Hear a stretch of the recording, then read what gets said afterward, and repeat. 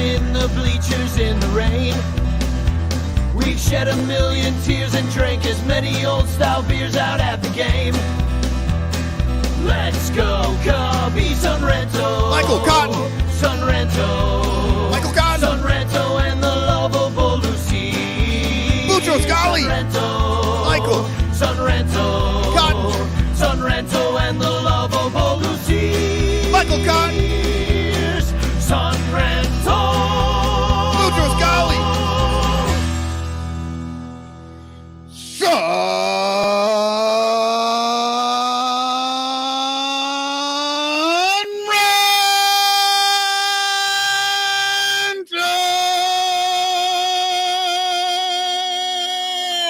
I thought you were going to say Max Strinsky.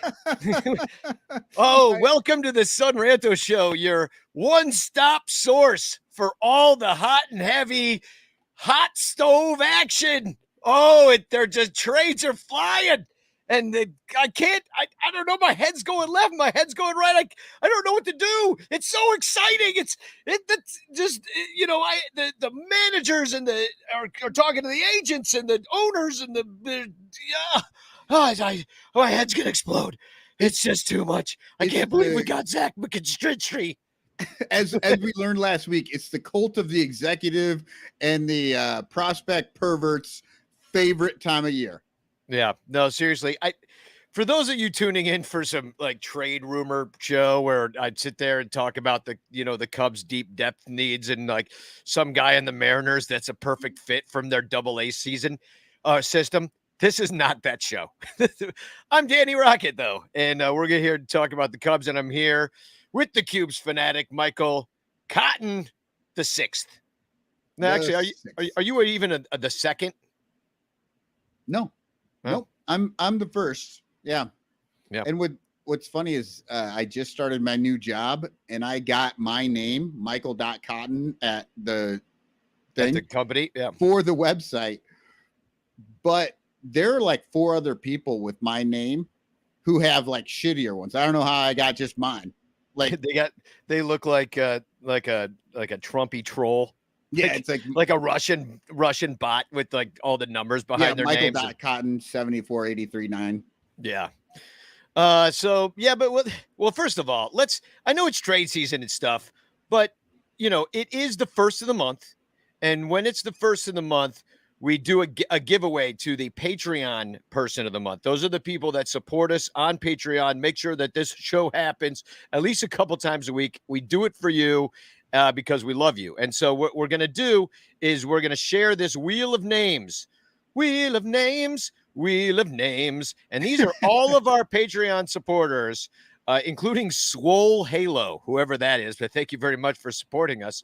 So I'm going to spin the wheel of names, and one of them is going to win this Mark Grace figurine plus something that I said you were going to win on another show that I forget what it was. So I'm going to have to go back to the show that was. And does anybody know what Danny offered beyond the Mark Grace? It was a lot's happened since then. So let's click to so spin. Many trades. How trades. Can you imagine?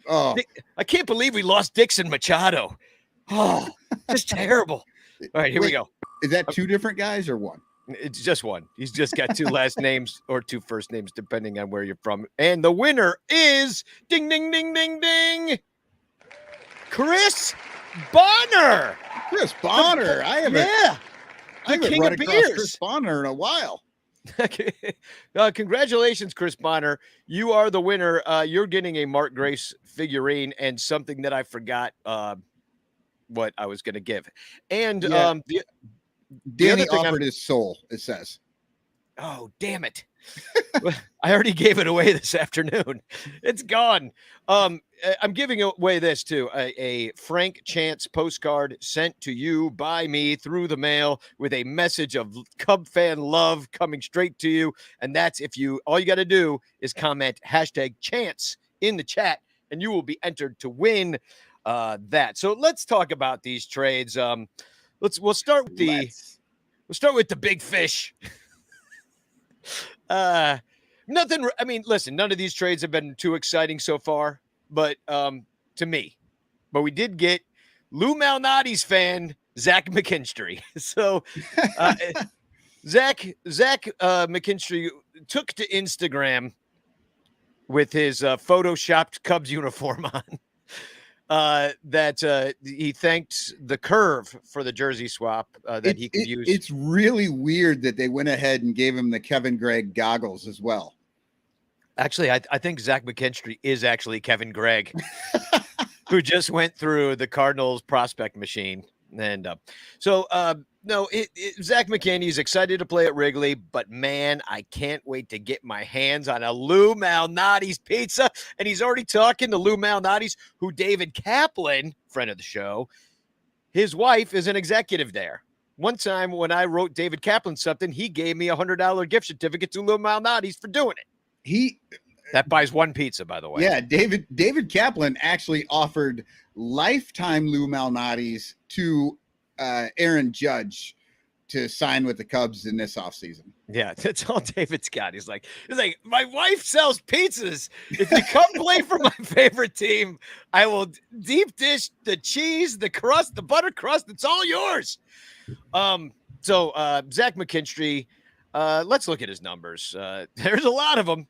But he's young. He's younger than the guy we traded, Chris Martin, and he's isn't arbitration eligible till 2025. He's under team control till 2020, or under club control till 2027.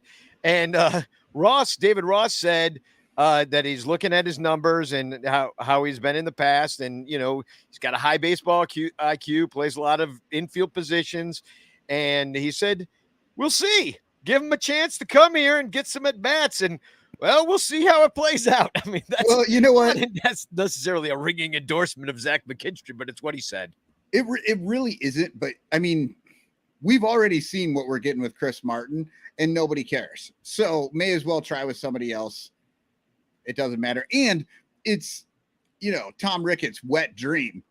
Oh, not arbitration eligible for another 2 years, and we get to hang on to him for 4 more years. Like, man, that's all he wants. He doesn't care about the players or the team. He just wants the word control. He loves having control over humans. Well, he's got it. And here's a guy with, I mean, if he never really had success at the big league level, he doesn't have a lot of experience at the big league level.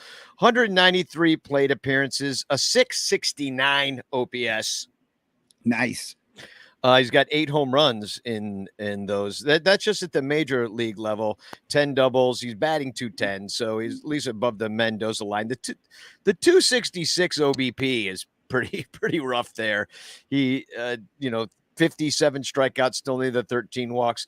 But if you look at what he's done in the minor leagues, it's a different story. He's got just a point above 800 or under 800, 799 OPS, 41 home runs in his minor league career, topping out. He had 21 home runs in 2017 between 3 the high A, single A, and double A.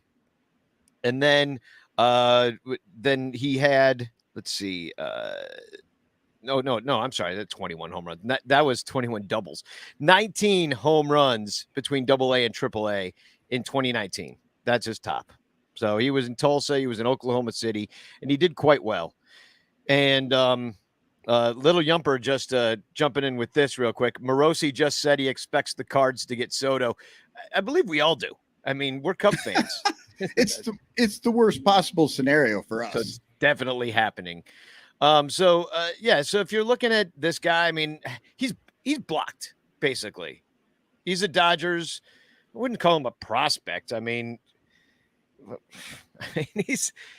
I'm not excited about this guy. He came up and he struck out weakly in his first at bat. So my first impression is that he stinks. Yeah. Oh, no sense in ever looking at him again. He'll be terrible forever. But yeah, Chris Martin, I mean, this is what he did for the Cubs. 31 innings pitched, 34 games.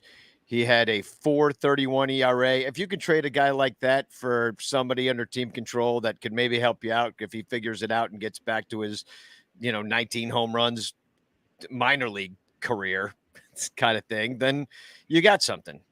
But I was never impressed by Chris Martin too much. Surprised anybody wanted him. Yeah, I was. That was the biggest surprise. Was Well, I that don't know. they traded him. I mean, More surprising to me is Scott Efros getting traded, which to me is very sad because he was one of the dudes that was definitely going to be coming to the Bleacher Bum Band show on Sunday. well, and you know that he was going to be gone because he was actually good. Well, yeah, but he's under team control. I mean, talk about team control.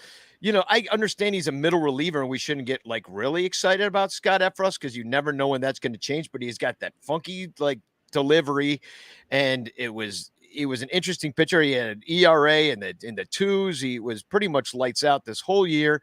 And I don't know. I was just kind of shocked to see him go because people were like tweeting things like Scott Efros, closer of the future, with him and Hoyer at the back end. And, now you had a guy, and I understand he's 28 years old. Well, what I understand is that the Cubs don't actually think that they're going to be competing over the next couple of years. So why would you keep a guy like that? Because doesn't it feel like they're trading their Strope? Yeah, that's what I'm saying. It's like it's 2015 and they trade Strope. That's kind of what it feels like if this guy ends up being like Strope. But he's kind of like Strope. Yeah. The Orioles weren't going to do anything. So that's why they were making dumb trades. Yeah. Getting rid of people. But it's like if we traded Strope, like Efros now, like when you had Strope for that team control over 5 years, and then instead you're like, well, actually he's good, but we're gonna keep switching it up. So we had Efros for another bunch of years, and we're like, nah, that's cool. We're gonna I'm not sad about this. Don't get me wrong, like Hayden Wesneski, who, boy, man, those jerseys are going to be flying off the shelves. Let me tell you. Well, I got to get me a Wesneski. It's going to be great. Well, look, so in 2015, having Strope, the Cubs were on the upward trajectory, and they won the next year and they played well for a few years. There's no sense in keeping an Efros right now when you're not on an upward swing. You're not moving towards being a good team for the next couple of years, and they're getting what they're hoping to be a starter. They're hoping that they're going to get a guy that they could get 5 to 6 innings out of multiple times a year rather than a bullpen arm. And let's face it, you never know what a bullpen arm is going to be year from year, and you can always get another bullpen guy. Oh my God, this is hilarious in the chat. Terry E says, so McKinstry is a vaccinated Sogard? That's brilliant. And David Elliott says, Efros being traded is a gut punch. Makes total sense that the Yankees want him. Yeah, because they're actually going for it. Just like Michael just said, that if we were going for it, we'd keep Efros. If we were going for it next year, we'd keep Efros. Ben, this is not a bad trade, though. If you look at with this Hayden Wesneski, he was their number 7 prospect, which I don't know if that means anything out of the Yankees prospect list right now. I don't know how deep their farm is. I really just don't know. But look at this guy. I mean, 2022. First of all, he's 24 years old right now. He had a 3.51 ERA at AAA. So you're getting a AAA starter here. Pitched in 19 games, 89 innings pitched, and just about a strikeout per 9. The walks are pretty low, 2.8 walks per 9, less than a home run per 9. So you're going to take that. I mean, he's not projected to be a top of the line starter. He's projected to be kind of what Justin Steele is and kind of what Keegan Thompson was expected to be before he was actually good. And like, I don't know, it's fine, but like, this is one of those, he throws the mid 90s. They're like, he's got a Frisbee slider is what I've been told, I'm like, I don't know. It's great. It's like depth starting pitching. Little Yumper says he was the 30th ranked prospect last year and moved up after they traded a bunch of prospects in the offseason. Exactly.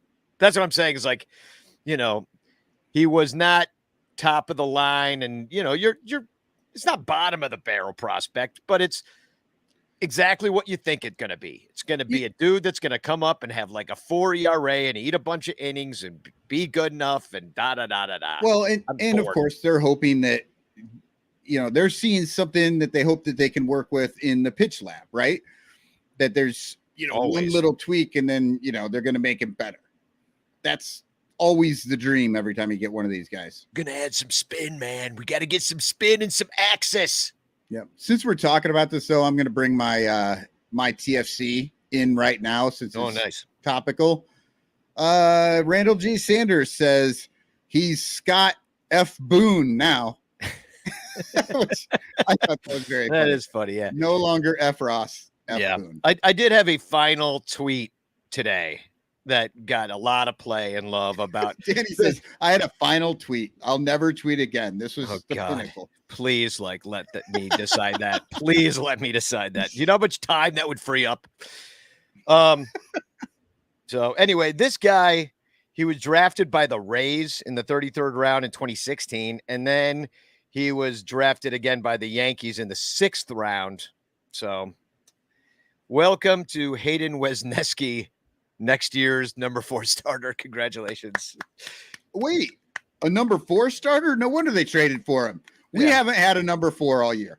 Exactly. That's the one hole we had to fill. We did. We had 1, 2, 3, and 5. We had lots of 5s. Did we have a 1 either? I'm not sure. I don't think we had a 1. I think we still need to fill the we 1. We thought we did. We didn't. I think we had 3 2s, 1 3, and a 5. And please, if you want to break news on the Sun Ranto show right now, that'd be great. Because I would love to see. I've been tweeting with Michael Cerami from Bleacher Nation and a great friend of us and the show. He was just at the Ranto Roundtable, and he really does expect that a huge deal is going to go down with the Padres for Wilson Contreras, probably Ian Happ. And I got me thinking that, those and I can't think of one off the top of my head, but there was one a bunch of years ago with between the Red Sox and the Dodgers, I want to say, when Adrian Gonzalez and 43 other players went to the Red Sox traded him, or I forget who traded who and how it all went down, but there was 20 players that traded hands. There was a 3-team trade today with Dixon Machado, I think, going to in the AL with between the Orioles and the Astros. And I always love the multiple team trades. It's always fun because it's one team is getting rid of 2 guys, another team is getting rid of 6 guys, and then there's a third team, and it's 1 prospect, and you're wait a second, where does this team come into it at all? Exactly. It's just it's like the little brother being I want some ice cream too. So, yeah, where were we in this fiasco of well, we could talk about a little bit about a weird trade of Dixon Machado, who was a Cubs AAA guy. I don't think he ever made it up to the majors. But yeah, he was, but he, yeah, I don't recall the Dixon Machado era. He came up with Detroit. I forget how we got Dixon Machado, but we got him at the end of, we might've picked him. He went to the Korea and then came back, and he was at Iowa. He's 30 years old. He's basically your poor man's Ildemaro Vargas, as if you could have get poorer than Ildemaro. But right. But he was doing well. You just said that. Nick G says the Nats have just selected Ildemaro Vargas. Oh, speak of the devil. Nats are well, we traded everybody. Somebody's got to play. Here comes Ildemaro Vargas for 2 months. But that'll sell some tickets. Yeah, but I mean, Dixon Machado was doing quite well at AAA Iowa. He's 30 years old, which made me wonder why we hadn't seen him. So I was hey, this guy's okay. Slashing 312, 402, 394. I mean, he didn't have any pop, but still.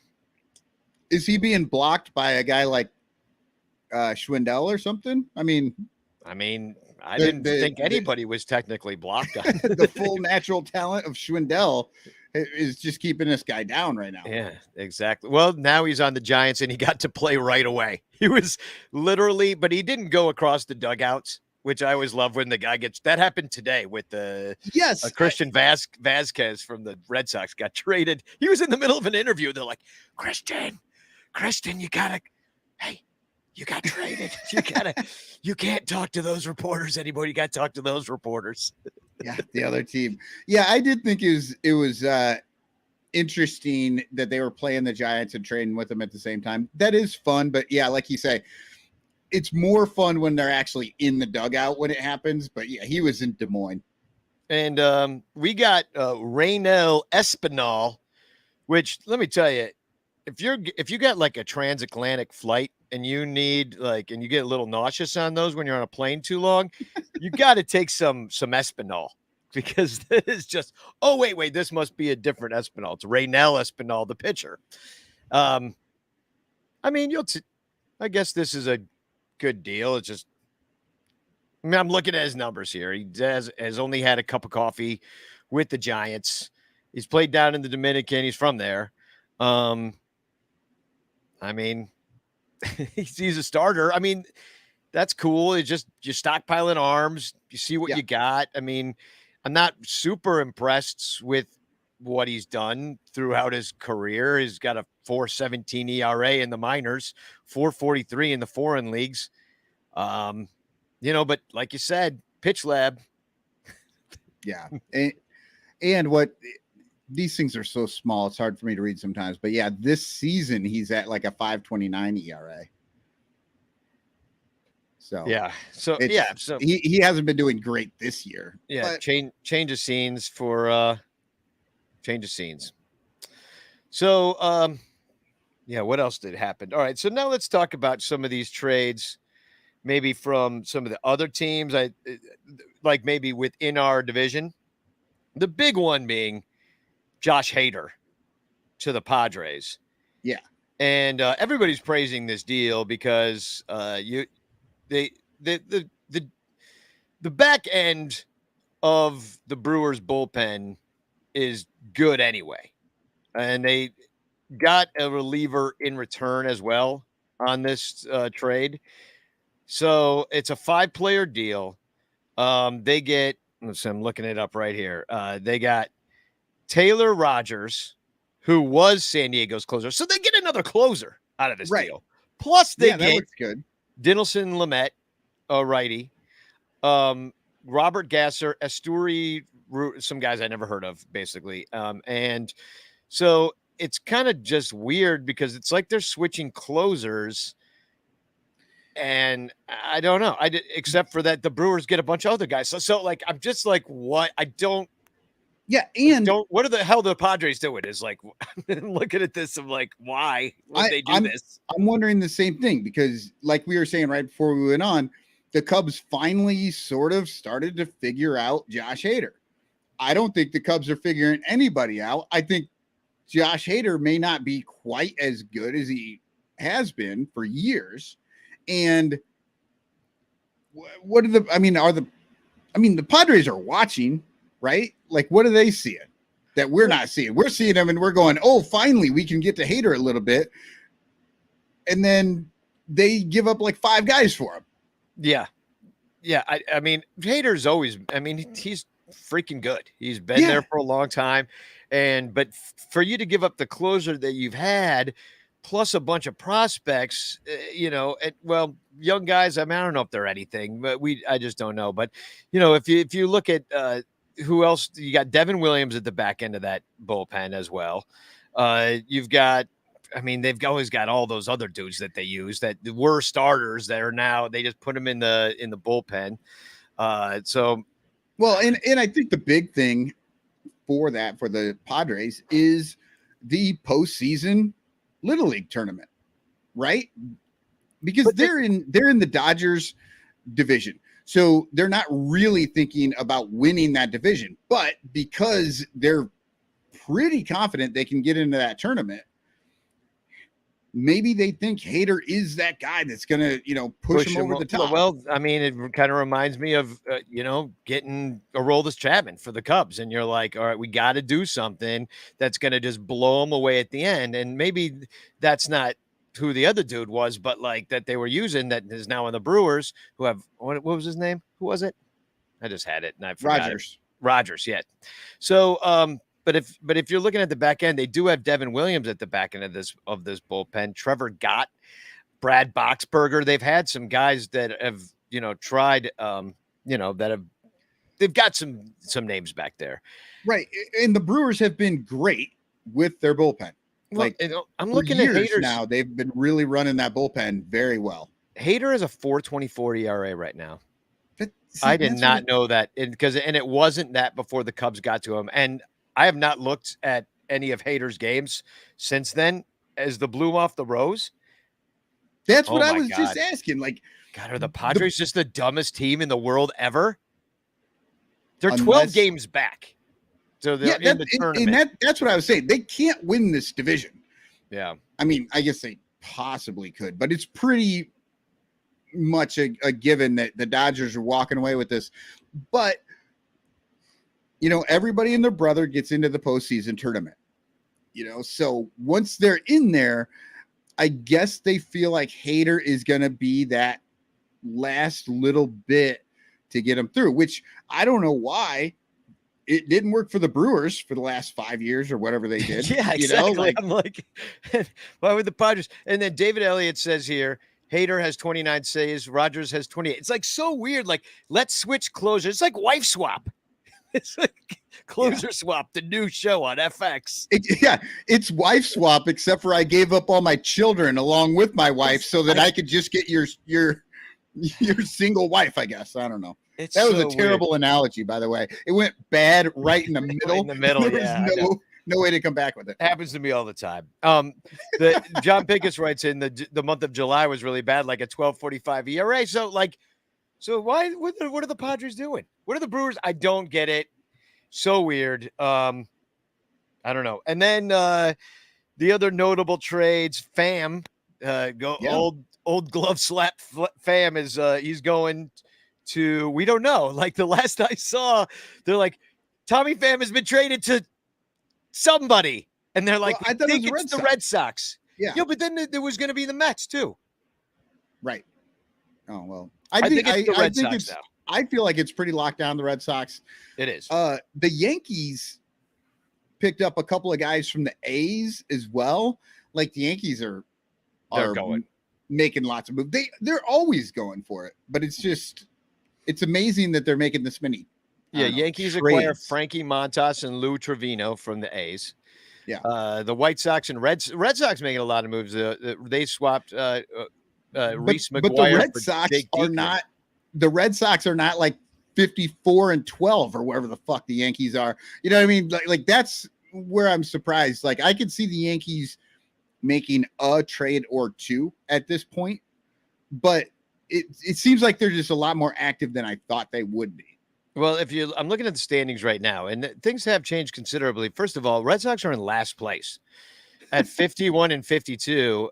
Orioles are still 500 and coming in at fourth. And then like the Blue Jays have really climbed the standings, and now they're only at 11 and a half games back from the Yankees. And that's a team that is playing AAA teams at home because of their vaccination status. Yankees with 69 wins right now. Nice. I believe that's the most in the majors. So and they're still making moves. Man, what must that be like to have a team that tries? How wild. Yeah, because they are in a position, literally, they're so far ahead right now that and that's why I was saying, like, they really don't have to do a ton. But instead, they're like, let's see what we can do. Let's see what we can make happen, because they do want to win it. And, I mean, not for nothing, it's been a little bit since the Yankees won. What was it, it's been 10 years or more, so it's for them, been it's a lot. Yeah, to them it's a lot. So that they've really gone deep. Yeah, they haven't been in the World Series even for a while. Yeah, and when you're at this point, and there's a good chance you're going to go up against the Dodgers, who have been there like every year for the last 6 years or something like that. They really are just saying, let's do it. Let's, fuck the future. Let's get it now. Yeah. Well, I think that's what you do. You empty the tank for it and you see what you can get. That's why we got Jose Quintana. that one time. You just empty in the tank. Then Luis Castillo, he got traded from the Reds to the Mariners, who they're 12 games back as well of the Astros, who are really the second best team in baseball right now with 67 wins. So, oh no, actually third best team because Dodgers have 68. So, I mean, that's another team that you're like, well, got to do something. I mean, I don't think they've ever come close. Have they even won a postseason series ever? Who? The Mariners? Oh, the Mariners no, I don't think they have, because the year that they won 106, I think they lost to the Yankees in like right away. Like right away. That's old Lou Piniella. So that kind of rounds it out. Christian Vasquez switched dugouts, went for the Red Sox to the Astros, which that was one of the places that Wilson Contreras was rumored to go. And he's still not traded. Hap's still not traded. I guess is going to come down to the wire. I know the Mets have been rumored. And so what do you think about this? Right? This happened. You know, we've heard that everybody wants Hap, obviously. We've been hearing that. The Wilson is not maybe everybody, but we know that he's, you know, obviously should be a huge prospect or a huge trade partner. So who do you think's at fault here? Do you think that like people are literally trying to just lowball them all the way through? Or do you think the Cubs front office is really high? You know, obviously they're going to have to find a spot, and that's what happens in the last 2 days. And that's why these trades take until the last like 3 seconds. But like, what do you feel? I mean, I want to blame the Cubs, of course, because I just feel like that's how they've been running for the last like 10 years, is that they just want so much for everybody. But I don't know. Do you think other teams are maybe going a little low? What are your feelings on that? Yeah, I mean, I don't know if they're going low. It's just that I think the days of like spending high for a rental are done. You know, like I don't see. I mean, you get a couple months of you get a couple months of Contreras, Oteri, even where I said I thought Jed was high all along. I mean, yeah, exactly. Well, so is this show, but this show is much better than Jed Hoyer so far. Nobody gives it. We get almost as much money though to put together this team. Yeah, exactly. Exactly. We're running on the same shoestring Jed is. 150 mil doesn't make a podcast like it used to. Yeah, I mean, it's and this just in too. Mariners went to the ALCS in 1995. Well, congratulations. They made a video game about it. Yeah. So, but so that means that they won one series. Yeah, I guess since they became a team in 69 or whatever. Nice. 70. No, I'm sorry, not 69. That was the Pilots. Mariners is one of the teams that I forget as a team. Like when you're like going like, let me see if I can name all 30 teams. And I'm like, I go up and down and I'm like, there's one more. Who else am I missing? And I'm like, oh, the Mariners. Oh, that's right. Seattle is a place. See, for me, that's like Tampa and Miami. And the only reason the Mariners stick in my head really anymore is because IFG lives up there and goes to the games and tweets about them because she's at the game. Yeah. Like otherwise I'd be like, okay. Yeah. Little Yumper says the Mariners beat the Sox in 01. All right. It was memorable. Yeah. Yeah, boy. I was on the edge of my seat. Let me tell you. It was like the 03 Cubs beating Atlanta. Never won a pennant. Yeah. There we go. I knew they didn't win something. There was something on they've never been in a World Series, the Mariners. They've never been in the World Series. And I believe this year will continue that drought, no matter how many Luis Castillos they get. So, yeah. Where was I with this show? I don't know. Oh yeah, you were talking about. I think that Jed's probably high, as are we. Jed's high, we're high, and the thing is, you're not going to get. You got too much Wilson Contreras. Is he going to put a team like the Mets over the top? He could.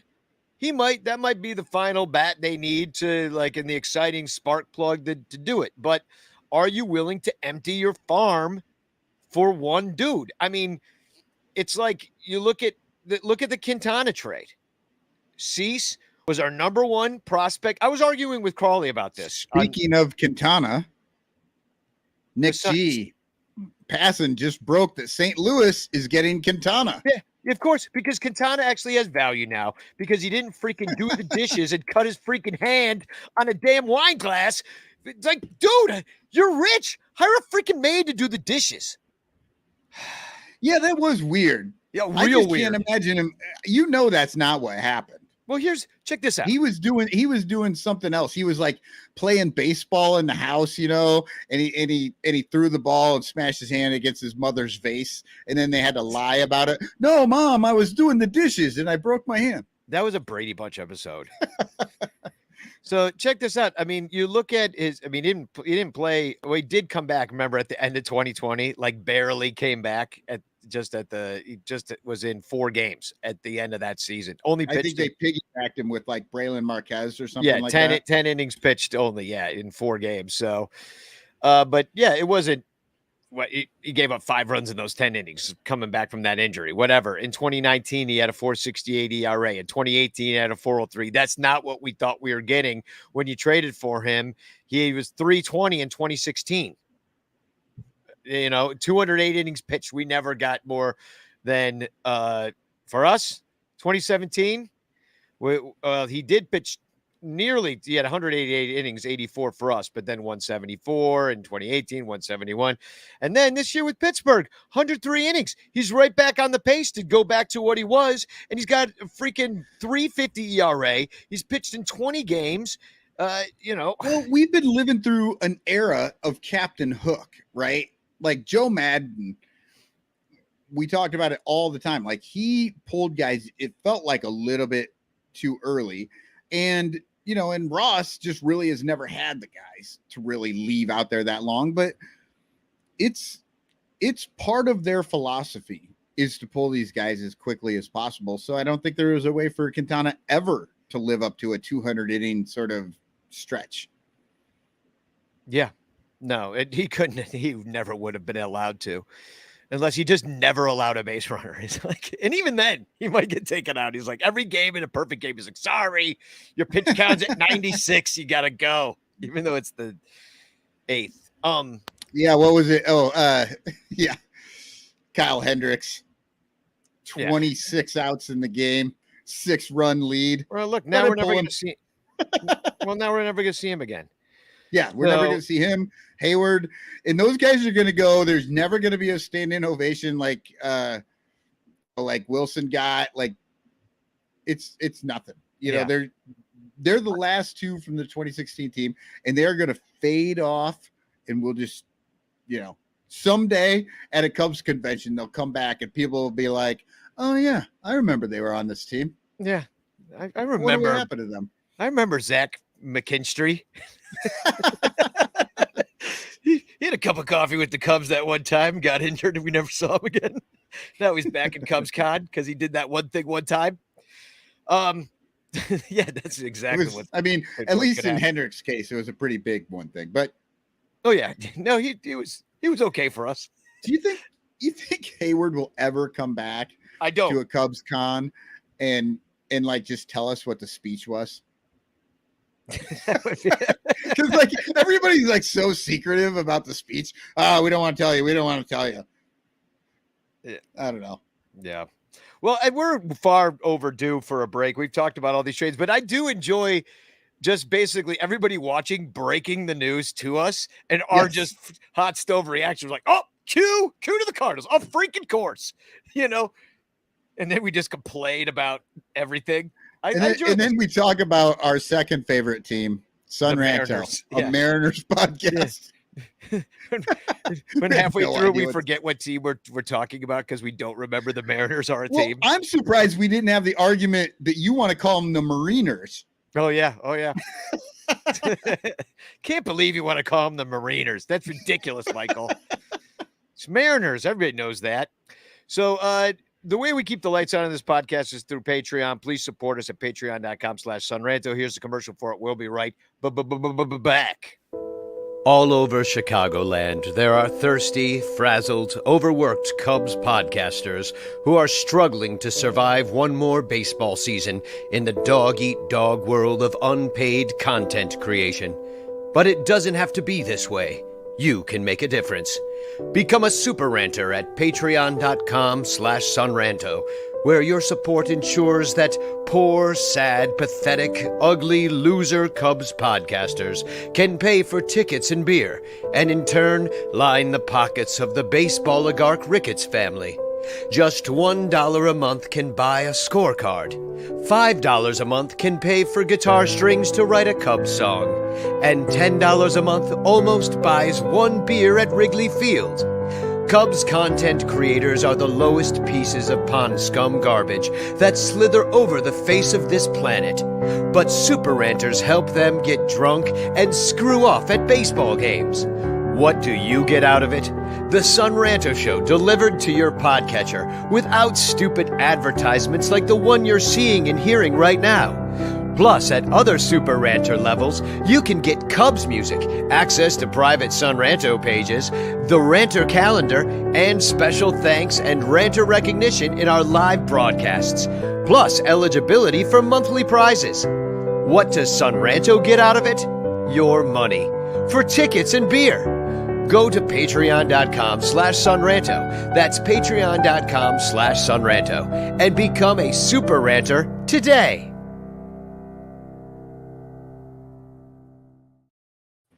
Welcome back, and a reminder to put hashtag chance into the chat, and you too can win a Frank Chance postcard. With a message of love from me to you. A message of love. A message of love. I do. People that have won before. I'm a little behind on my postcard sending. I've been busy. I've had family in town, all sorts of things. In fact, my nieces are in the other room playing a board game as we speak. So we should talk about this series, I guess. I mean, nobody really cares. And that's what I'm really noticing. I went on Twitter and people were just like talking about the trades and talking about that. They were not talking about the game. Nobody gave a crap. I mean, we lost 3 or 4. That doesn't help. So. And one of them we couldn't see. Wasn't one of them on Apple TV? Apple. Yep. One of them was on Apple. The other was on the last night was on ESPN. So they the Cubs, the only one they won 4-2, and that was the Stroman start. And well, let's just we get into a little bit of it. The best thing that happened though the entire time, and I don't really want to go into each one of these games, but this series got off to a great start when David Ross the delay of game was caught apparently giving flipping the double birds to Jock Peterson across the dugout, because it's just, I mean, we all know that we do this to each other. Like, hey, fuck you, man. And we give each other the double bird, sit and spin to your buddies, and that's kind of what's going on with this. And so Ross did come out and, through Gordon Wittenmeyer's tweet said this. He apologized, which I really wish he didn't apologize. There's nothing to apologize for. We all do this. It was kind of my hello to a friend of mine, Ross said, on the other side, and just got caught on camera. I don't want any kids out there giving the birds to anybody. It's not the way I want to represent the organization or myself or my family. That is some serious corporate bullshit right there. Like, he didn't do, I mean, whatever. This doesn't bug anybody. Kids have seen this. Yeah, exactly. And then my favorite, because I just told my kids when they asked about it, they found out later. I said, well, that's how many runs the Cubs scored in the whole series. I tweeted out as soon as this happened, I tweeted out that David Ross flipping the double birds was my spirit animal. And Ryan Dempster tweeted at me, extend him. Yeah, exactly. Extend them. Extend I think that's what he heard. Extend those fingers. Extend and sit. We're going to get shut down by the censors. Look, See, okay, so this is what we need to do. This is the new salute in the bleachers, right? Yeah. Everybody Every time we stands see there David when Ross, Ross gets out, like, hey. It's got to be an obvious shirt, just like the double birds on a shirt, you know. Well, and what's funny is that like you can only see his hands coming up, like you can't see his elbows. So it looks like it totally could have been photoshopped. And I think maybe Brett Taylor put like just kept copying the hands, and he put like 6 hands up there. Oh man, it's a thing of beauty. What a thing to be caught. Yeah, So well, that was, you know, it's the season for it, that's for sure. Yep, and I actually wrote about that in my poem for that game. Can we hear the poem from game 1? Because I'd at least like to hear the poems. We could talk a little bit about the games, but so I care about as much about these games as anybody. Yeah, so game 1, I went with the whatchamacallit, the haikus. Okay. Had to finally Okay, I gotta turn Cubs this down. poem 98, Chicago 2, San Francisco 4.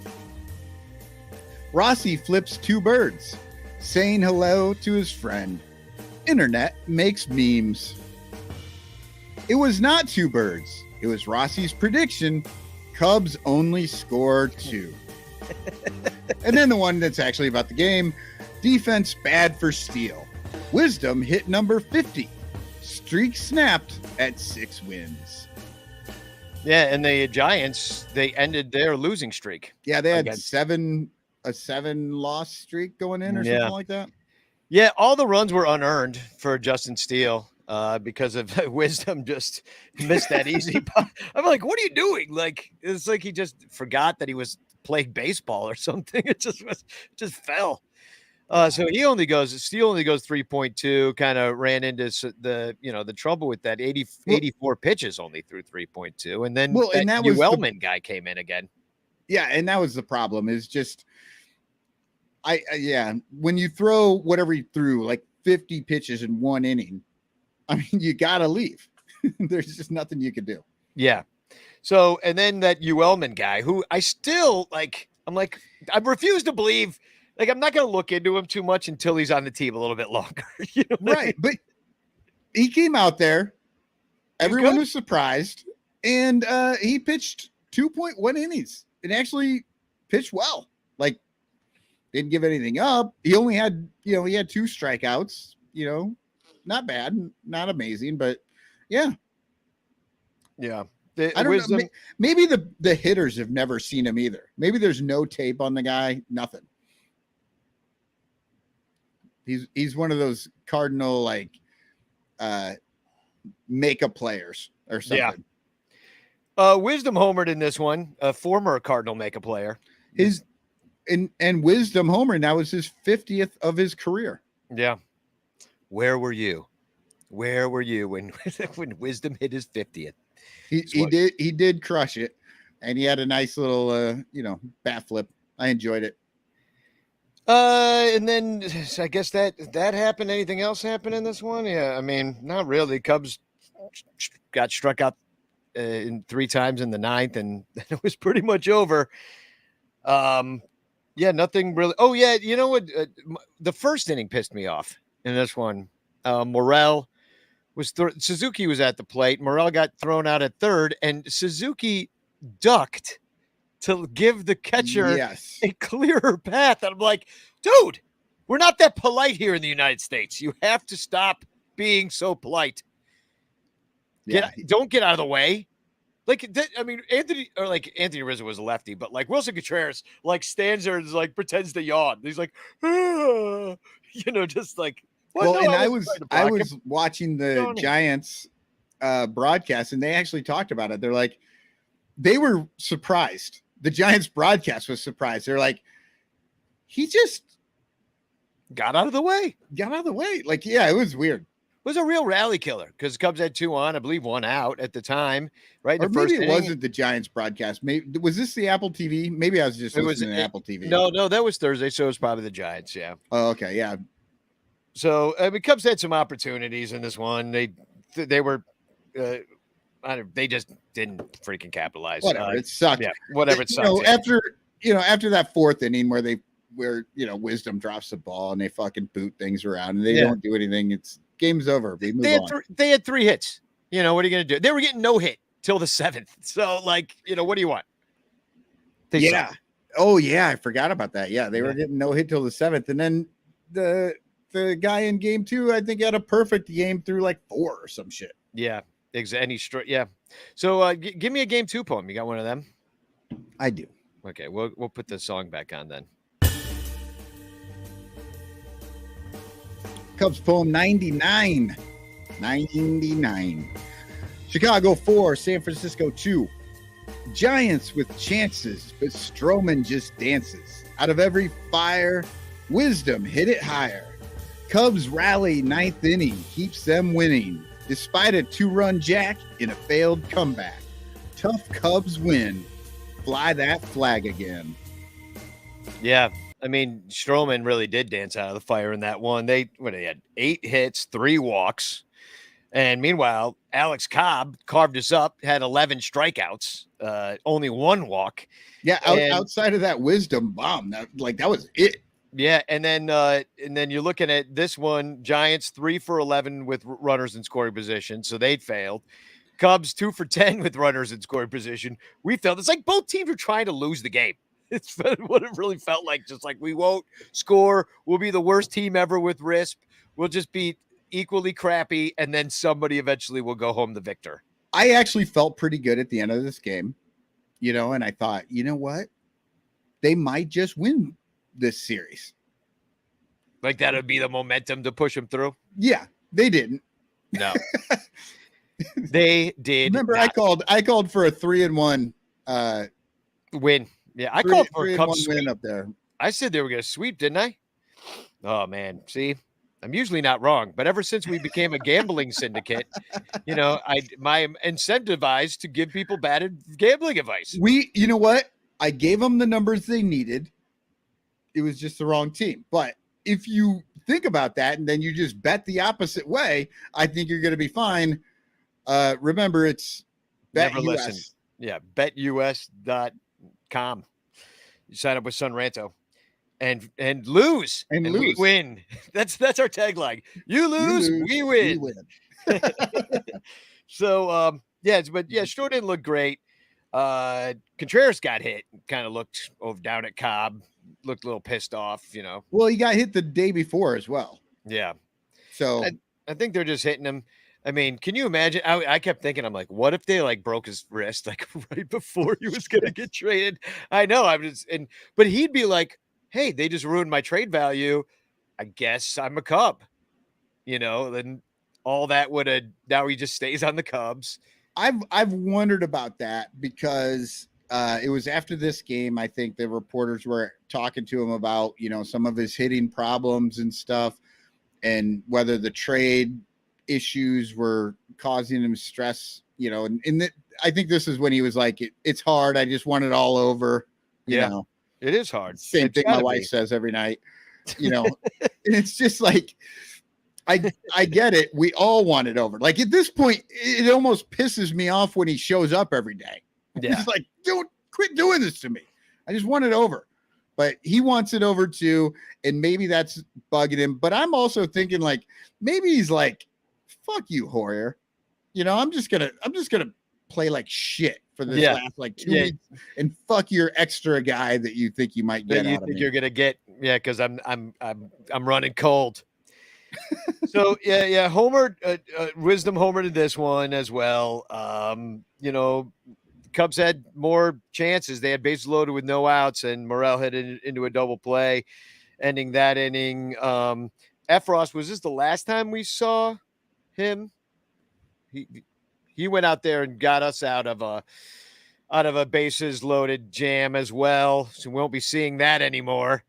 So good luck on the Yankees, jerk. And Cubs got 2 in the 9th. Made it happen. Kind of blew open the game a little bit, and they needed it. Otherwise, they would have lost the game. And Horner scored on a swinging bunt from Schwindel. Rivas singled. Morel, quote unquote, singled, but that ball should have been caught. And that Horner score, yet another wave him in Willie. Like, he scored, but that doesn't mean it was it was just, it was a pitcher fielding, which, by the way, hashtag PFDH, I think. No, designated fielder, DF. Hashtag DF, right? Yeah, They pitchers need a can only designated pitch. fielder No, because the pitchers can't do it. He ran up there, looked kind of stupid, and then actually made kind of a shitty throw for 4 feet. And, and he got past him. It was still a bad idea. They just run on everything. They're seriously like little kids. It's like when you're in, you got 6th graders out there and none of them will ever run for any reason. And you just like run on anything. No, everything. Yeah, exactly. Ball. I want you all run. the way home. I want you running. Yeah. Because all you're trying to do is get them to tucker themselves out so they take a nap later. You know what I mean? You can go drink a beer and roll one out. You know what I mean? Sleep on that bus ride back to the hotel. Exactly. So, Robertson was not good in this one. Almost gave it up. So he ends up giving up 3 hits, 2 runs. He still hasn't been traded, I don't believe. That's another guy killing his value here. Yeah. He's like, I like it in Chicago. I love deep dish. I want to go out with McKinstry as well. Exactly. I'm not leaving. David Kaplan's giving me free pizza. Why would I ever leave? I've still got a $100 gift card. Gift card. His wife just keeps giving me pizza. I don't understand. So it wasn't great. He gave up the home run to Wilmer Flores, scored La Stella. And Cubs almost lost, but they didn't. So game 3 happened. Let's talk about that just a little bit, but I'll give you some music.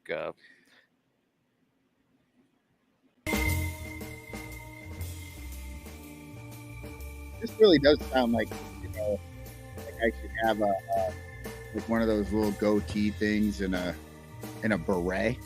Yeah. Cubs poem 100. Yes, that's 100 poems this year. Chicago 4, San Francisco 5.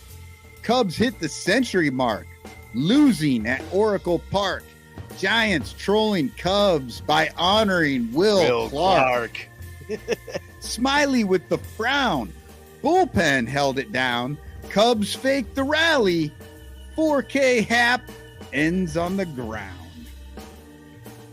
And that is not high definition Hap. That was 4 strikeouts prior to that shitty ground ball that ended the game. Once again, trying to ruin his trade value. Yeah, it's funny how people, people are talking about Hap and getting traded and shit. Did anybody give Hap a fucking standing ovation on that last homestand? The bleachers did. The bleachers, right? Just the left field bleachers who actually kind of chat with them and shit. But yeah, it's just so funny how Wilson got here 1 year before, and it was the right year. Yeah. And Hap's just gonna be like old ringless Hap. But I still don't know for a fact that Hap is gone. Like, I guess they're just all trading 29 teams want him, Danny. Yeah, that's what I've been told, which means it's definitely not happening. Because probably. So, the Cubs, once again, they pound out 10 hits in this one, but they really just don't get it done. They lose 5-4. They scored the 3 runs in the 9th. The Giants were just trying to give the game away. Like, they were doing everything they could at the end to get. All those were like infield singles pretty much. The Cubs. There was the double play ball from Velasquez, who was safe at second. I'm talking about the 9th inning here. And then there was another double play ball, and they only get 1. And, it was just like they just kept screwing up at the end. They almost gave it away, and they didn't. Cubs out hit the Giants, but Giants outscored the Cubs. So that's how this one ended. And the Giants do all their damage in the 3rd and 4th. It's not like they Smiley were wasn't good. They go back-to-back off Smiley in the 4th. In the 3rd, how did they get all their runs? It was like, there was I'm just looking it up. I didn't even write it down. He just gave up a bunch of runs. It just kept happening. Happening all of a sudden. No, I think they just kept getting hits and stuff. Yeah. But it gives up 5 runs in this one, all earned, 7 hits, strikes out 5. But those back-to-back home runs were kind of stupid, and did have 5 strikeouts. But there was another toot bland. Rivas got picked off in this one. Cubs had their chances. They were, what's this RISP? 2 for 13. Yeah. That's brutal. So you're going to win this. Did you think that, and I don't think it's probably on purpose, but when Mark Leiter came into this game, hit that Jairo Estrada guy in the head, and then he died. Oh, wait, no, he got a concussion. Sorry. He was my notes here. He was super concussed. I don't know. I will say that I was a little questioning of Al Leiter Jr.'s fucking body language. Yeah, it seemed a little aggressive. And he kind of looked like you deserve that, motherfucker. Like it really didn't. I don't know. I've seen guys hit somebody up high and drop down on the ground. No, I did. Oh shit. And killed him. And that wasn't the feeling I got from him at all. No. And it just felt like, after Contreras had been hit, and I'm like, was this retaliation that went too far or got away from him? Or people in the chat chime in. Do you think if you saw this, do you think that was somewhat intentional? I don't think he hit him in the head intentionally. Right, up high and tight, maybe a beanball, but not supposed to be up there. Yeah, I don't know. It just felt like the blood was a little bad. David Elliott says, I don't know. Killing a player has got to be the highlight of Mark Leiter Jr.'s career. The highlight of his career is being his uncle's nephew. Yes, it's the fact that we keep saying Al. Yeah, exactly. So, all right. So anyway, we lost that one 5-4. We almost tried to win, but Hap made the 97th out of the 9th inning, and then it was over. So I did want to say something about the TV broadcast. I mean, number one, the Giants broadcast is boring as shit. They pay attention to the game at least, so it's not terrible, but it's boring. My wife came in, she watched a little bit. She's like, these guys suck. And I had to be, I was kind of like, well, this is not too bad. But I did switch over to the Cubs, and Ron Coomer was in the television booth. It was a 3-man booth with JD, Ron, and the Booger. And it wasn't bad. I don't like 3-man booths just as a general rule. I think there's too many people in there. But it was nice because JD and Ron talked about baseball, and Booger had nothing to say because he never played. One, another strike. It was nice because every time he tried to get a word in, they would just talk over him. And it's like when JD is in there with Sutcliffe and Shambi, and JD can't really talk. That's how it was. But Shambi wasn't getting a chance. So I enjoyed the fact that Shambi didn't get a talk. Well, anybody listen to Zaidman and Hughes? What was that like? Did Zaidman even talk with all the laughter? Hughes does crack him up pretty good. All right, last poem, last game, and then we're going to take a break. This game, it sucked even worse than the other ones. Yeah. Cubs poem 101, Chicago 0, San Francisco 4. 4th inning, 4 runs. It's all Giants needed. Sampson done. Cubs defeated. It's got a chance. It was not gone. Gonzalez at the wall robs Morel for Rodon. That's it. Yeah, Rodon was really good. And do you remember in the offseason when we were like, hey, I think the Cubs should probably sign Rodon. A lot of upside, throws real hard, pretty good with the White Sox. And Crawley was like, oh, I don't know, he gets injured a lot. And we're like, yeah, I know, but what else are we doing? And then he was good anyway, and he's probably going to get traded for a lot. Probably going to get traded and get a bunch of stuff. Yeah. Remember that? Well, anyway, he kicked our ass. Outside of Morel with that first that leadoff smash that robbed. It was and that was a true homer, barely, but it would have been a homer. But robbed. And after that was all Rodon needed. Yeah, that was all. And that was it. We just didn't do anything after that. I'll put up the box score for some reason if you like looking at very low numbers. We've got them Cubs with 4 hits and 0 runs, Giants with 9 hits and 4 runs. They got all 4 of their runs in the 4th inning. Yeah, I mean, Sampson was okay. I guess it was just bases loaded, 2 outs. They had 2 outs the whole time they scored those runs. Yeah. So just the 1 inning, didn't pitch and badly. It really was the 1 inning that really got him. But, that he only lasted 4 because of that. The 3 innings before that, I was happy with what he was doing, but that's kind of where he's at, right? You're kind of happy with anything Sampson gives you. You know what I mean? Yeah. He has honestly been a nice surprise for me this year. I actually enjoy watching Sampson, not because I think he's like amazing. I just like watching him work through it and do things nobody's expected him to do. And then he has an inning like that, and you're like, it doesn't make you feel that bad. Like, you don't get too upset. It's not like, it's not like Josh Hader just gave up a 2-run shot in the 9th. Like, it's like, it's Sampson. It's really all upside. So if Sampson goes out there and gives you 6-7 innings of just like shut down ball, you're like, man, this guy is really just making the most with not much. And you're really there. And then if he really screws up and gives up 8 runs, you're like, well, it's Sampson. It's not his fault. He's not that Exactly. good. I mean, the guy can't lose. You go in expecting him to lose. You're like, well, this is going to be a loss. He gets you 3 good innings, and you're like, we got a chance here. And then he gives up 4, and you're like, well, I kind of saw that coming. Even Brett Taylor, I saw you tweeted out the other day from Bleacher Nation. He's like, I'm still not sold on Sampson, but it's hilarious.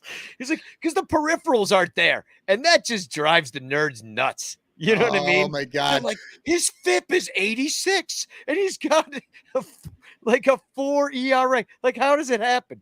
Oh my God, we absolutely do need the T-shirt. We cheer baseball, not calculators or whatever, right?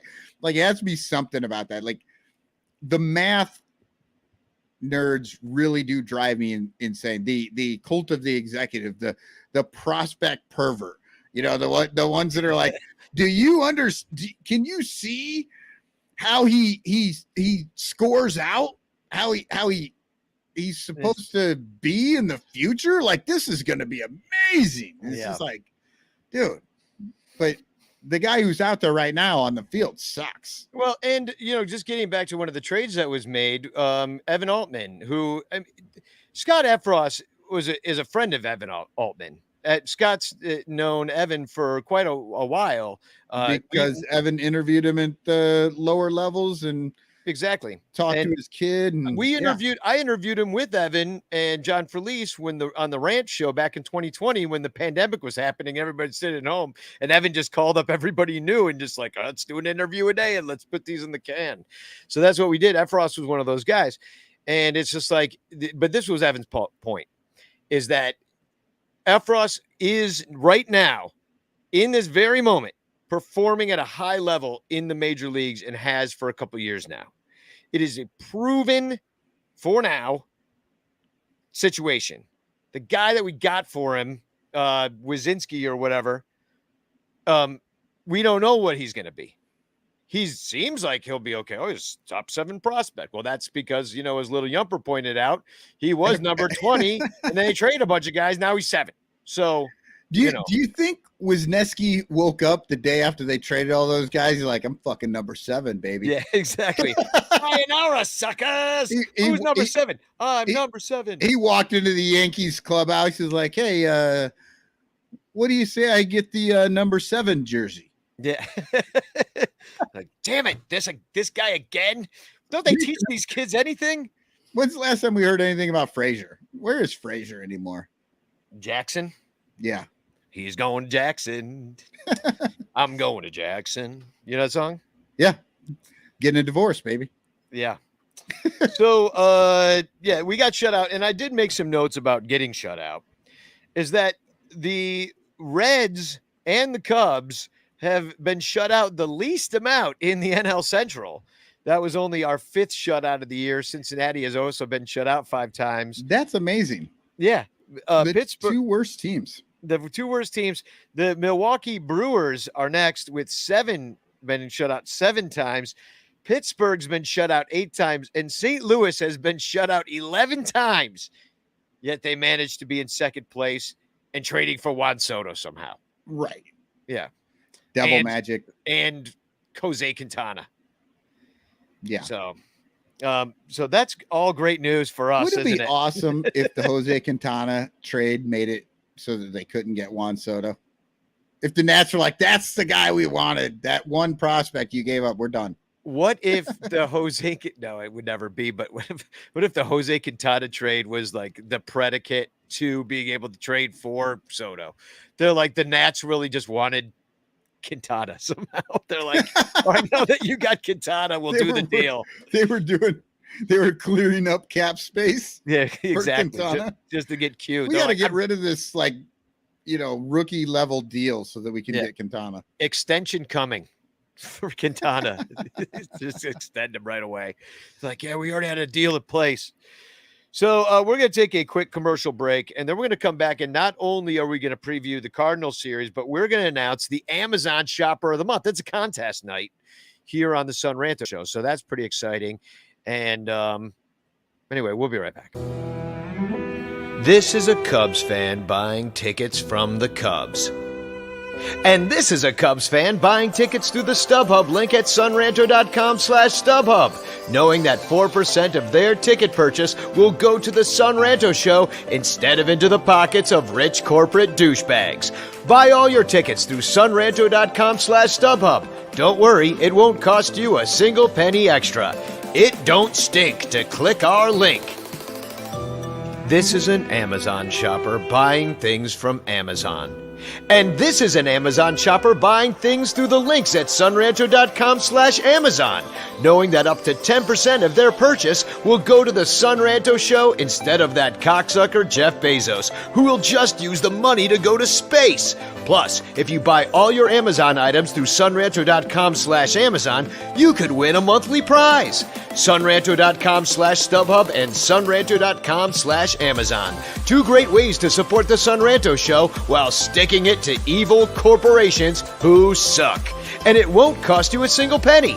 It don't stink to click our link. Okay, we sold 65 items through the Amazon search bar this time. Oh, so close. Yeah, I know. We got to do just a little bit better, but look at all the things that people bought. We got a lot of pool supply stuff. Ooh, the first thing I saw was Evan Fisher front fender compatible with the 2008 to 2016, and I'm on the edge of my seat. Yeah. I don't know what it's compatible with. Yeah, well, you're just gonna have I to believe live. It's a Chrysler something or another. But with a lot of swimming pool stuff, and you really got to invite me over, whoever that was. We got somebody buying lighters, disposable face masks. Look at this, an Amazon Fire TV, 55-inch. So that's pretty good. Mixing bowls with airtight lids, toilet seat screws, people doing a little home improvement. I'm impressed. A 60... Rawlings MLB 9-can cooler, Chicago Cubs. I think somebody was buying me my Christmas gift, since Danny didn't get me the 6 cooler one from the giveaway. Oh, it sucked. You already broke it. You don't trust me. You don't want it. But the way we do this, if you're unfamiliar with how we do this, we have the number picker wheel. So I don't know who bought through our Amazon search bar at sunranto.com/Amazon. All you got to do is click on our links, and then you buy stuff, and it shows up in that chart I showed you, but I don't know who bought it. So if it was you that bought it, you will win if you just come forward and admit that you bought that. and if it's too embarrassing for some reason to say that you've bought it, you can ask us not to say your name on the air, and that's fine. But whoever bought the sex swing, we're all in your corner. Yeah, and I'm rooting for you here because you'll win Bleacher Bum band shot classes plus an extra prize that I forgot what it was. And I think it might be the Pedro Strop bobblehead, but then Michael thought that might be for figuring out who was vaccinated or unvaccinated on the Cubs. Might have been the Contreras poster. I got to look back. If you remember what I said, please let me know because I didn't write it down. And that's just how I roll. So Danny, do you choose the spin. colors? Do you choose the colors when you do this? I do not. Okay. Just wondering because that's a big board of Packers colors just spinning around right there. Yeah, no, this is just something I picked. Number picker wheel on pickerwheel.com. That's what I use here. So I'm not cheating here. That's so Shambi's favorite website, Picker Wheel. The boogie. So 1 through 65. It's green and yellow and 65 items. I'm giving it a spin. Listen to it crackle. Ooh, I love the crackle. It's pretty good crackle.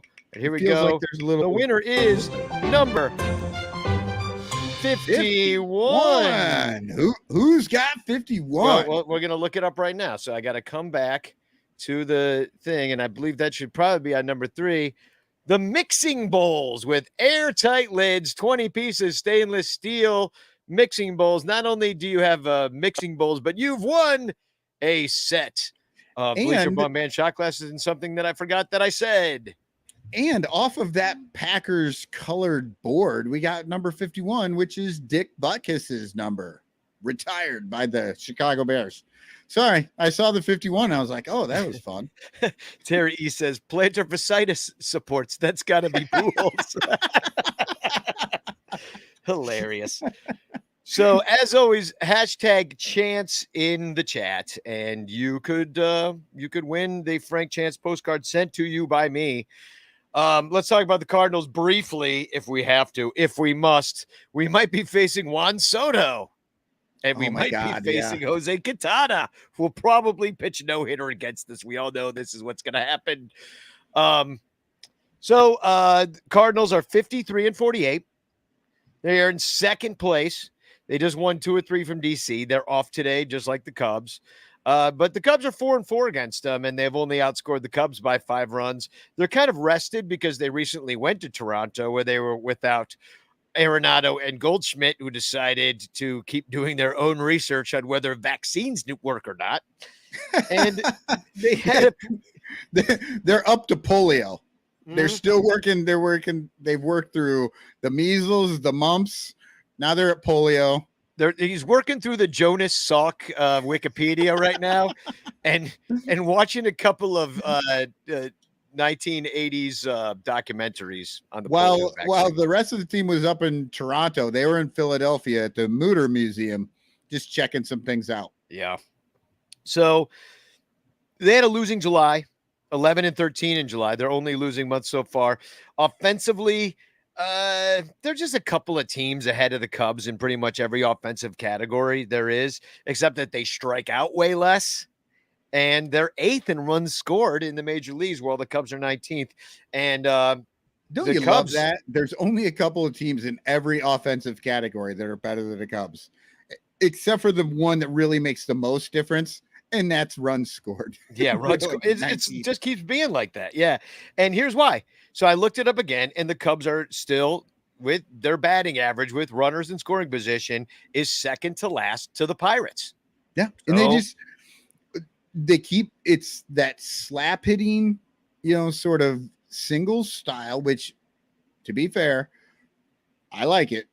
But when you got a guy on third and you just send him home on a swinging bunt, no matter what, that shit doesn't work out that well for you. Yeah. Or if you hit it to a double play with the bases loaded, doesn't work. I keep thinking all the outs on the base paths have a heck of a lot to do with it. You get Morel thrown out in this last one. You get Rivas picked off, ending innings. You get the two plans. You get the wave them in wheelies. All of it. I'll put it all together. So Artie makes a good point here. You can't win if you don't score points. It's true. That's how it works. And here's the pitching is worse too, though. The Cubs pitching is worse, and they've got the 12th ERA. They're not in the majors, like team ERA. They're 12th to the Cubs 25th, but they're only half a run higher. So it's not like that much better. That spread between the 12th best team and the 25th best team, or the fifth worst, So what you're I should saying, say. Danny, is if the Cubs would just go after one better guy, they could probably be better than the Cardinals. If they would have only maybe spent all the money that we give them with If they had only $40,000 gone after Rodon in the offseason or and Correa, had their fourth starter. or Correa. I mean, there's lots of ways this could have gone down, just saying. I feel like Rodon would have been actually more needed than Correa at this point.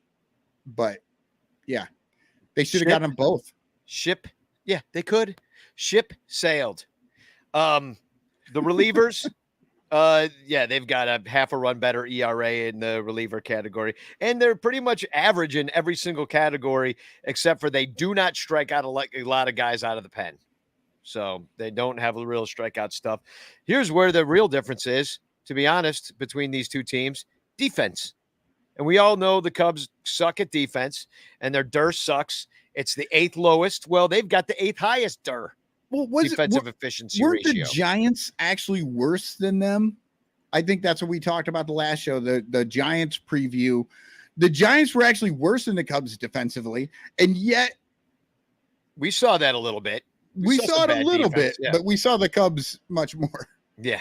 Like, oh, you think you've got bad D? Look at us. So, they've got the second fewest errors, where the Cubs have the 4th most. So that's a big difference. They're getting the outs when they need to on the defense. Now, if you think about, tie this all together. The Cubs have the second most innings pitched out of their bullpen. Think of all the elongated innings for the relievers, when they're just, you got 20 more errors than the Cardinals, and how many more innings just kept going. Your arm gets more tired. And then so a lot of that innings pitch is just it's like a puzzle piece. The puzzle pieces are fitting together. And then when you finally see the puzzle come together, it's just a big pile of manure. That's what the Cubs is right now, because it's like they're not firing on any cylinders, and it's all affecting each other negatively, so that you have a situation where you have an offense who's not that bad, but their base running sucks. So they're running it out so they don't score the runs. They can't come through clutch. Maybe that's because they're young. So just like everything, there's like a caveat to that makes us suck ultimately. Yeah. So I'm frustrated. I think we're all a little frustrated. I think everybody is. Good God. So again, these games are gonna be in St. Louis, and it is gonna be hot. Holy cow, is it gonna be hot? 97 today, 96 tomorrow. These are night games. They're all at 6:00 our time, 6:45 our time. 96, 97, then finally 84. But it's gonna rain, and there's a pretty good chance it's gonna rain. So this game might be rained out. Actually seems kind of likely, because it's going to be so hot. That's when the storms are going to blow through. And I do have a bit of a suggestion. If you plan on going to one of the games, there's a pretty good price seat on StubHub if you're going to go down there. It is right behind the Cubs dugout. So you could have the first look at the new guys that are going to be on the Cubs. Your first look at Zach McKinstry before anybody in Chicago lays eyes on him. You could sit in the diamond box seats for under $100. These are the most expensive seats you could get at Busch Stadium, or whatever they call it. And I'm dropping the link in the chat if you're going to go to any of these games, sunranto.com/StubHub. But these specific seats are way under price of what the face is.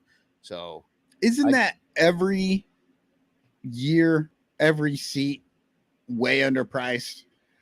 Like it's so weird. They can never seem to sell their seats out. They can. It's a big stadium, and it's a small market team, so they have red seats to make it look like people are there. And they also do things like they allow you like a season pass, so you can just subscribe to your Cardinal pass, and you can just go to all the games that month. Like it's $30 a month, and they'll just find you a seat, and you go in there, and you could buy their overpriced beer. Wish the Cubs would do that stuff, but God. you can get that down at the Diamond Box. Like, because I'm just saying, like, you're not going to sit in the front row in the best section at Wrigley Field for under $100, even if the Cubs are in last place. Does You might anything get those tickets free. Does anything come with the Diamond Box? Like, No. no, just good seats. Yeah. So anyway, I just shared that in the chat. If you're going to go to the game on Wednesday to the second game, I highly suggest that if you want to spend $100 on some seats. That's $92, but they're like $150 face. So anyhow, game one is going to be, we'll talk about that one first. Game one is going to be Keegan Thompson, who's 8-4 with a 316 versus Adam Wainwright, 7-8 with a 328. You can get a special ticket and meet the Wizard of Oz, Ozzie Smith. So that's exciting.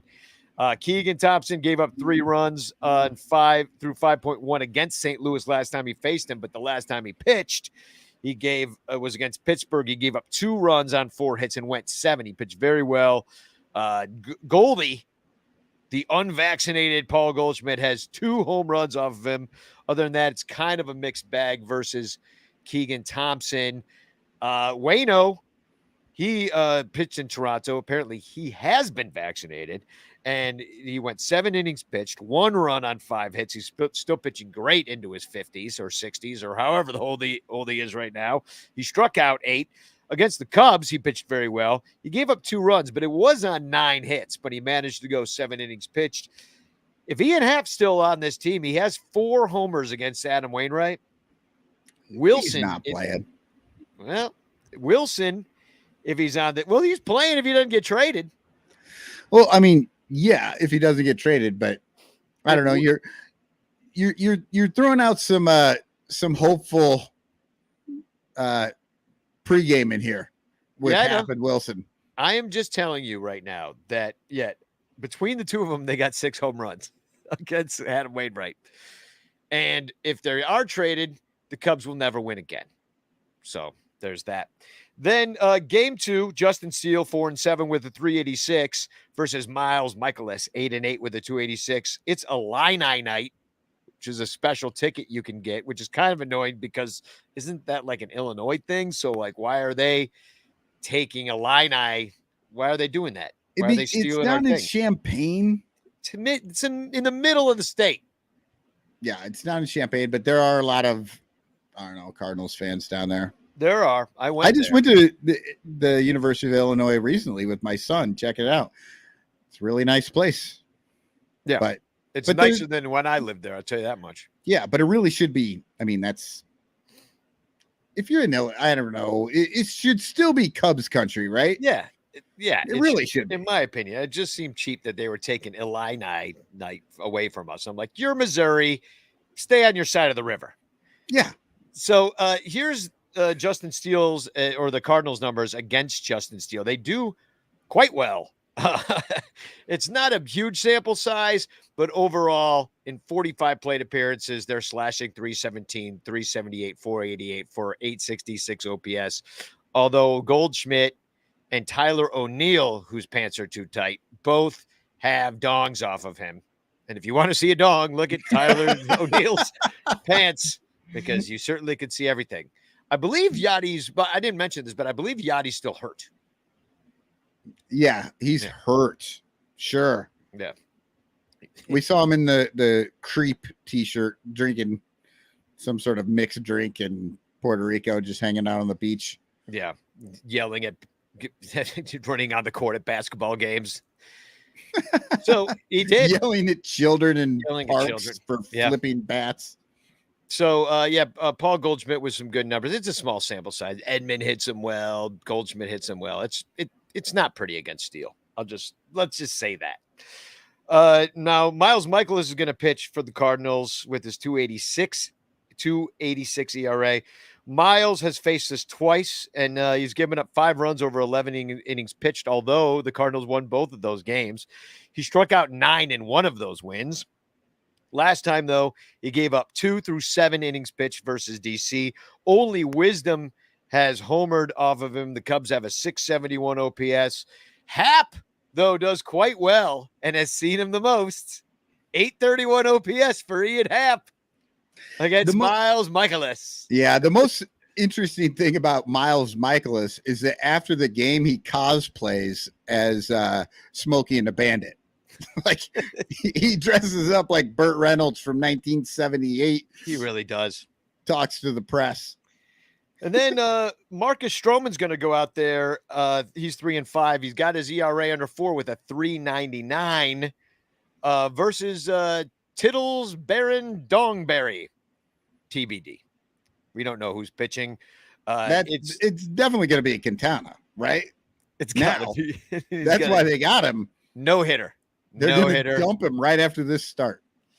So Stro, he pitched really, I mean, dance out of the fire. We talked about him again versus the Giants. The 8 hits, you don't like that, but pitching to contact, he's that guy.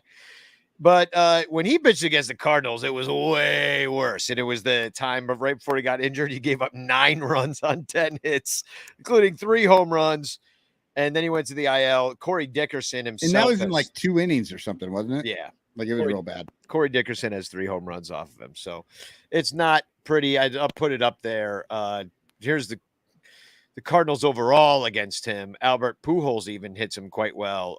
Cardinals overall batting 331, 354 OBP, 552 slugging for an OPS over 900 and 144 plate appearances. So, this could be, you add Juan Soto to this, you add Q, you add whoever else they're going to add. Because why wouldn't they just go for it? You can beat the Brewers. Pretty easily. They're not doing anything except for like trading closers for no reason. Upgrading closers somehow. Yeah, I guess upgrade. I don't know. We'll see. I don't know. This is just ugly. I must admit, like I was a little depressed all day thinking about coming on this show and talking about these underwhelming trades. And I was. And now we got to face the Cardinals who are adding. It just adds insult to injury. Makes me feel like a jerk. Makes being a Cub fan just seem like a stupid thing to do. Yeah. And make it a Cubs show. Think of all the new Cubs worse now than before when they won, right? Yeah. Can you think of all the new Cubs shows that came out this year too? Like we're used to this. Like we started in 2012. You know what I mean? This is like, we should just stop doing our show and just being like, well, there's new guys starting when it sucks. Okay, enjoy your decade, jerks. And just get out of here. Just stop. So anyway. Today we're going to talk about taking a rectal temperature. Do we have to take it rectally? Yes. Cubs get swept.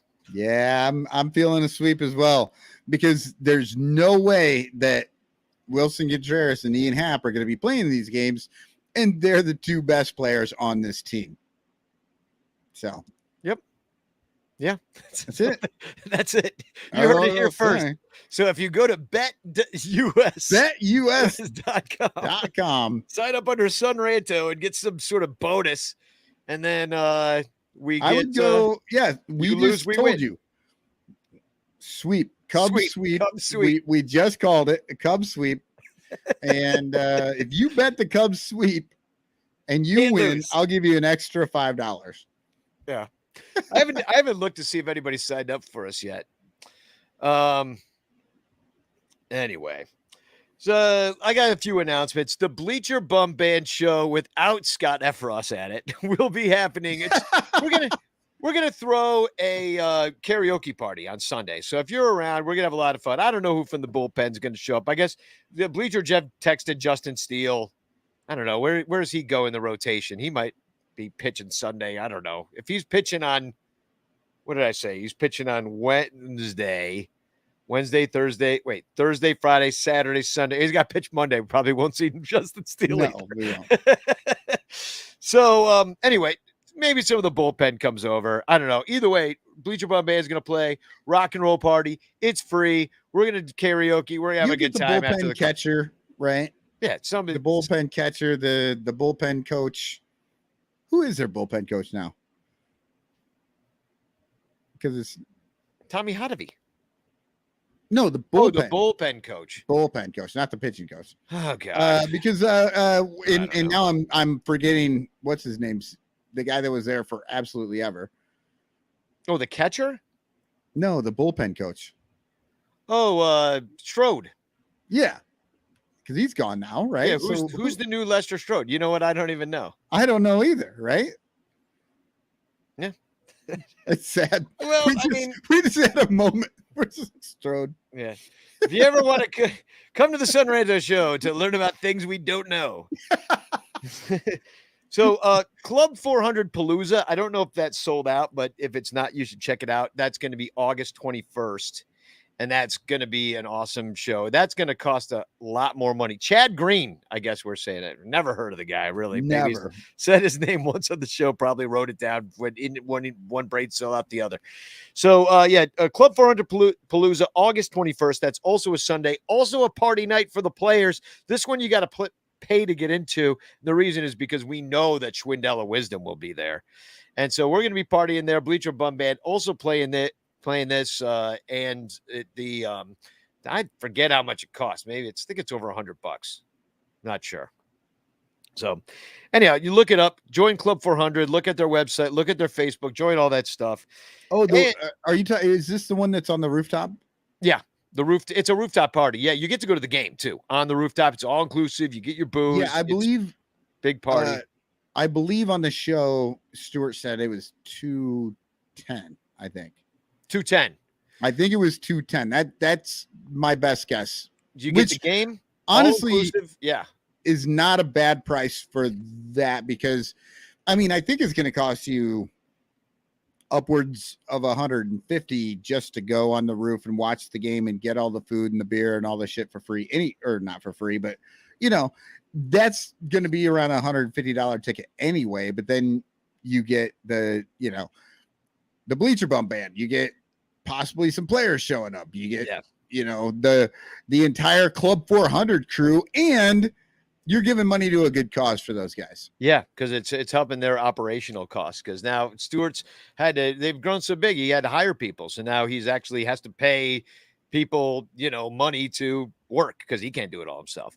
And they're expanding their programs too, because it used to just be the party, come out and have a little party and do something for whoever they need to do it for. But now they're expanding to bringing people who have special, reasons to come to a game. They bring them, they get them good seats.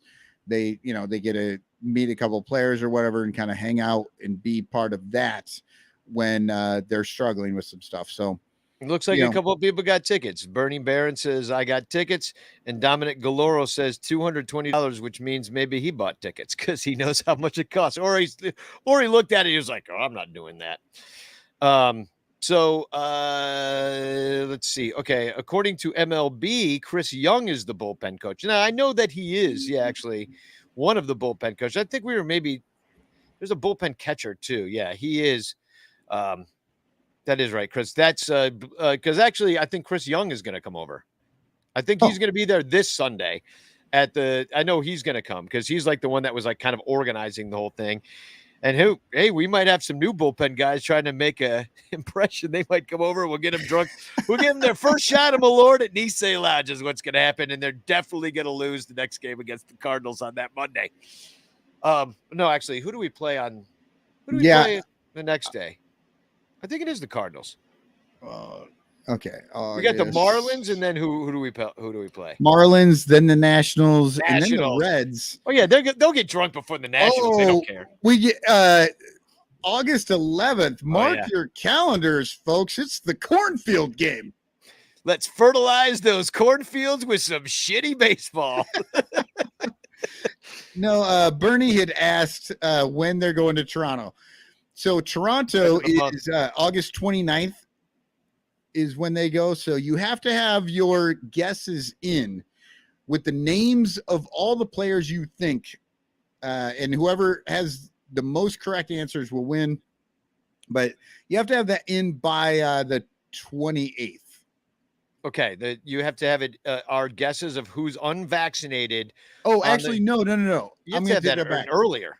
Yeah, earlier. You have to have that in now because that news is going to start to break soon. You know what I mean? Like we're going to find out that things are going to leak and be like, oh, this guy's not. I'm going to say the 21st. That's a week before So the 21st, or once the news breaks. If the news happens to break before the 21st, you can't then jump in there. Well, just get your guesses in now. I think that's what you tell people. Do it now, because maybe you can get. You know what? Wait 2 days, because we don't know who's going to be on the team. Well, no, why not do it now? Do it now. Get your guesses in of who's vaccinated and who's not on the team right now. And then if the news breaks that one of them's vaccinated, you can't guess that guy anymore. If you haven't, you know what I mean? Like, but somebody who guessed it before we found the news out does get credit for that. Yeah. You know what I'm saying? Like, we know like Hayward's not going, but we don't even know if Hayward's on the team. But you can just put him down. And if he happens to go to Toronto, will be like, oh my God. And then you lose a point because Hayward got vaccinated. That's just a really confusing way to like, I guess, let everybody know how this is going down. So, we don't have any plans for this at all. No, all we don't. know that we're going to say the 21st, or if they announce it before that, I would say they're probably going to announce a week before. And where do they send in their guesses? To you on Twitter, right? Yeah. DM Cubes me at Fanatic. Twitter. Yeah. At Cubes Fanatic. You can see it right there under my right shoulder. Happy birthday to Obvious Shirts Joe. Joe had a birthday, he got engaged. And so I went and stood in line and I gave him some rum chata to puke to congratulate him on behalf of the Ranters for his impending marriage, because he got engaged. So he's now puking rum chata with me. And then he had a birthday. So happy birthday, Joe. And who's that photo bombing you in the back? That's just some woman that actually Club 4, and then that's a woman that Club 400 got tickets to the Contreras thing for this young boy.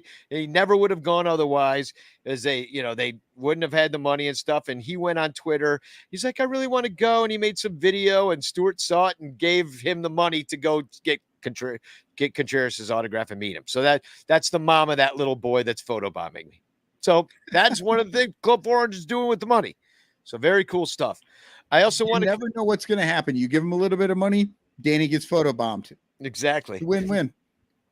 And congratulations to the bass player from the Bleacher Bum Band, Mr. Jarrett Gable, had a baby with his lovely wife, Lindsay. His wife, Lindsay. This is Grant Cicero Gable.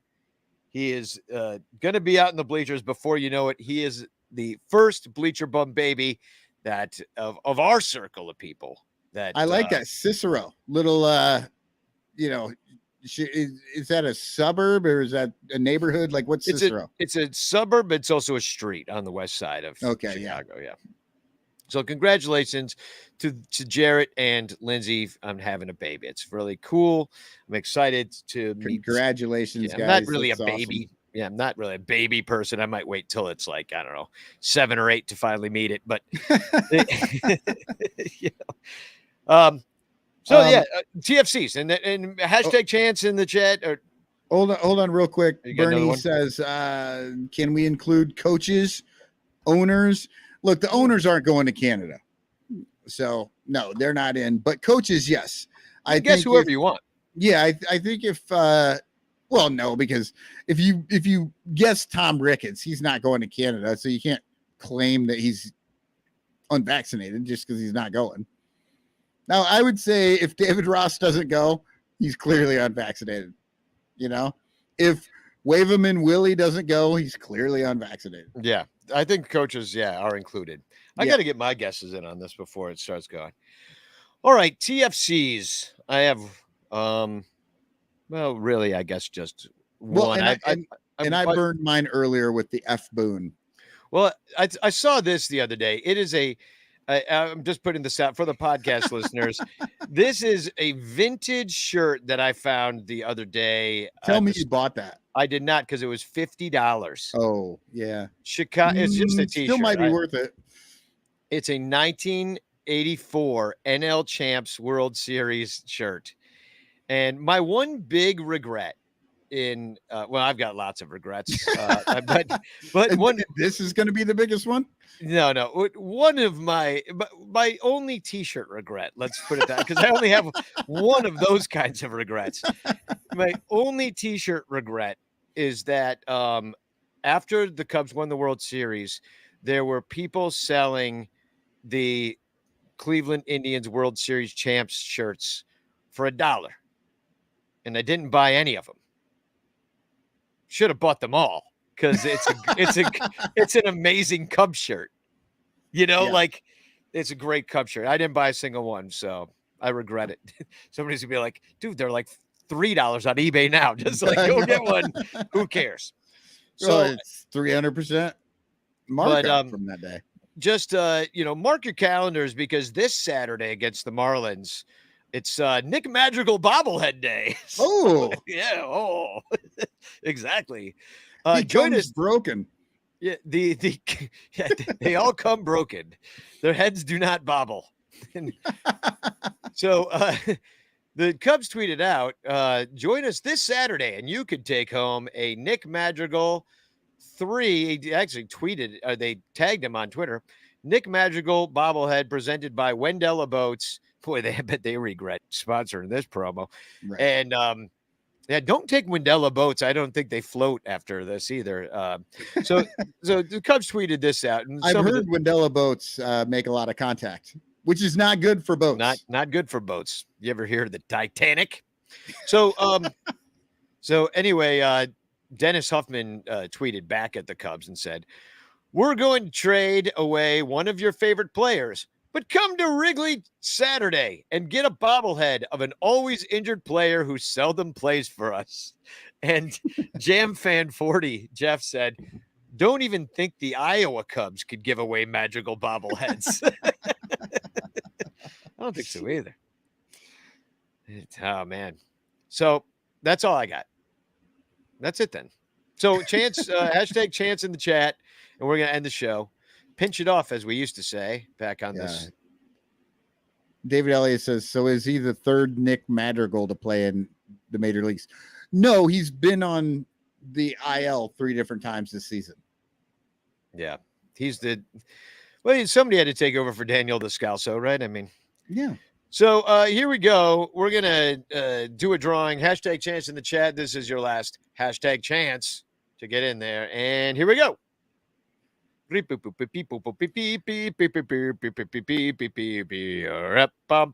the winner is Artie Boucher. He's won a few times. Multiple time winner. Just lording it over everyone else. Yeah. You've won a lot, my friend. Terry E says the Dodgers are now in on Ian Happ. So, which is weird. I mean, I thought we just got the Dodgers' best player, Chris Martin. Yeah, I would have thought that we would have already had him. Yeah, didn't we get him left to go for? The McKinstry era has begun. It's true. Yeah. So now we go face the St. Louis. Thanks for everybody that chiming in, breaking news and rumors and all that fun stuff. Like it was actually the best part of the show, really, was reading all that different stuff. Yeah. No, I love the ranters. You guys are awesome. I really appreciate everything you guys bring to the table. It's why we do the show. So please support us if you don't already. Patreon.com/sunranto. And let's just finish this with a fine motherfucking spagog. Spagog!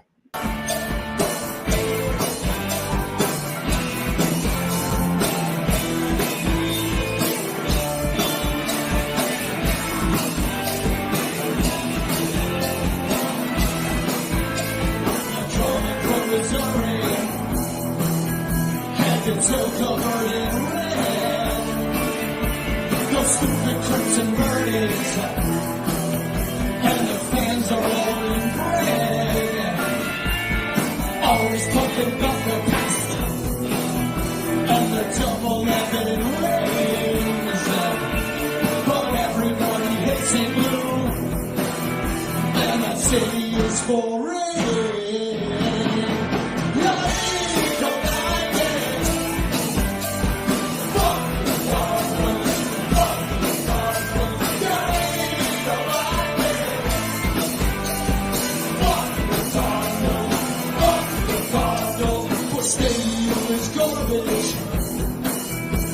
They should just tear it down.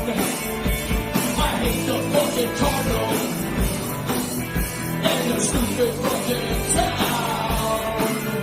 Treating Yanni and Molina, false thinking to the chest, and their stupid fucking candies that they step in again.